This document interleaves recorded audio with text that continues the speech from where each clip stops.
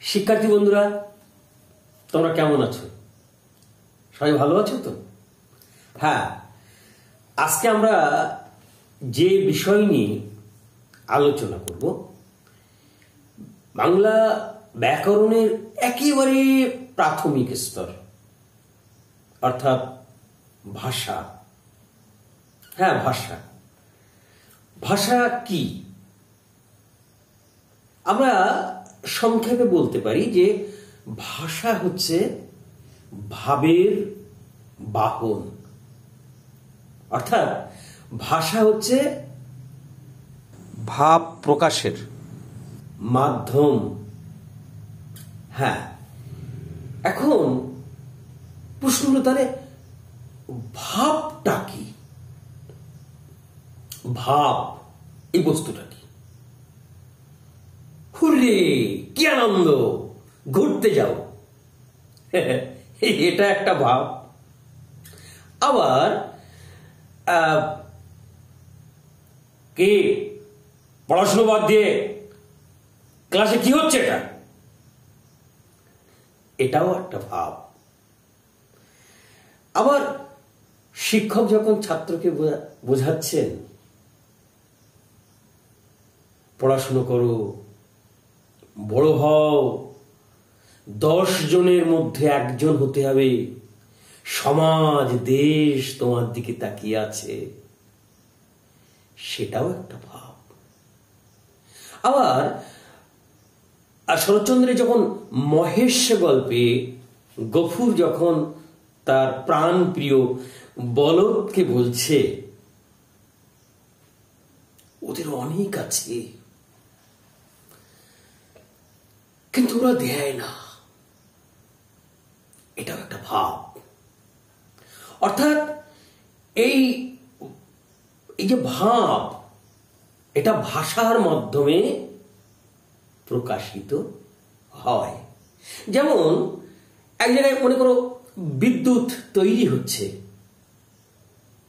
বৈদ্যুতিক তারের মধ্য দিয়ে এসে আলো জ্বলছে।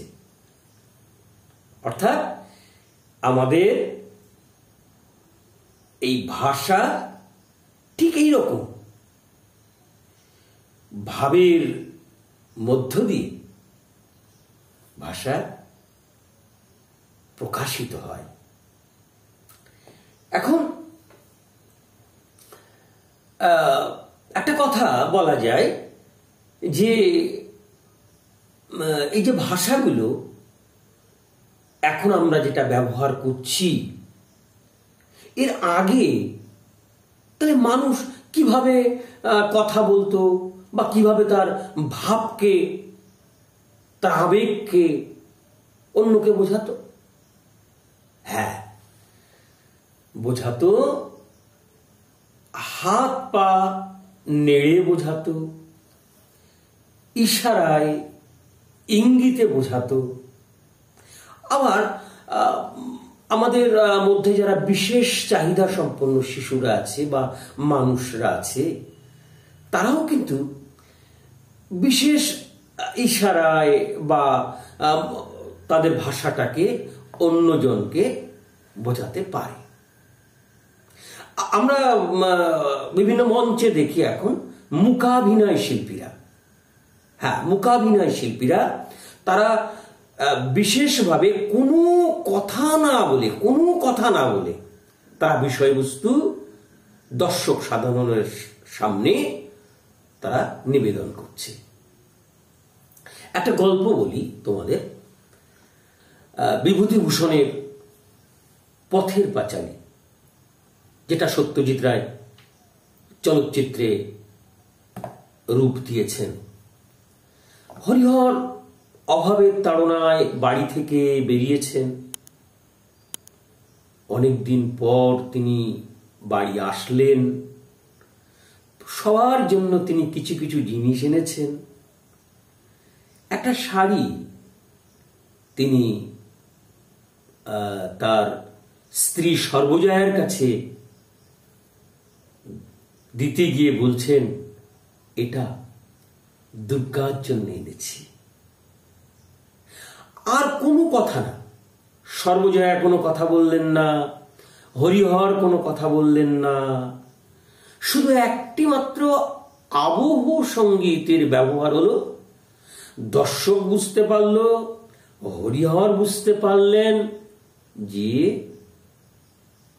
দুর্গা আজ বেঁচে নেই, দুর্গা মারা গেছে। এরকম বিভিন্ন ভাবে আমরা মনের এই ভাব প্রকাশ করে থাকি। এছাড়া আগেকার মানুষ বিভিন্ন ছবি এঁকে মনের ভাব প্রকাশ করত। তারপরে চিঠি লিখে তাদের মনের ভাব প্রকাশ করত। এখন আর চিঠি বা ছবি বা অন্য কোনো ভাবে আর আমাদের নিজের ভাব প্রকাশ করতে হয় না। তাহলে আমরা বন্ধুরা একটা সার্বজনীন মানে সর্বজন গ্রাহ্য একটা সংজ্ঞায় আলোচনার মধ্য থেকে আসতে পারি। একেবারে তোমরা মুখস্থ করে নাও। আমি বলছি, মানুষ যখন মনের ভাব অপরকে বোঝাবার জন্য বাকযন্ত্র, এই বাকযন্ত্রের সাহায্যে অর্থপূর্ণ ধ্বনি বা ধ্বনি সমষ্টি উচ্চারণ করে, তখন তাকে ভাষা বলে। আমি একটা শব্দ ব্যবহার করলাম, বাকযন্ত্র, তাই না? বাকযন্ত্র কি? এই যে আমরা কথা বলছি, এটা হচ্ছে বাকযন্ত্রের সাহায্যে এই কথাটা আমরা বলছি। তা আমরা একবার জেনে নিই যে বাকযন্ত্র কটা আছে আমাদের বাকযন্ত্র, এটা আমরা একটু জেনে নিই সংখ্যাটা। আমি পরপর আসছি। ওষ্ঠ, ঠোঁট, দাঁত, মূর্ধা, তালু, কণ্ঠ, জিহ্বা আর নাসিকা। কি নাসিকা কথা শুনে একটু আশ্চর্য হচ্ছে মনে হচ্ছে না? না, নাসিকা কিছু কিছু বর্ণ আছে, কিছু কিছু শব্দ আছে, আমরা ব্যবহার করতে গেলে নাসিকার সাহায্য নিতে হয়। আমরা অন্য সময়ে অন্য ক্লাসে এই বিষয় নিয়ে আলোচনা করব। এবার এই যে ভাষার আবার দুটি রূপ আছে।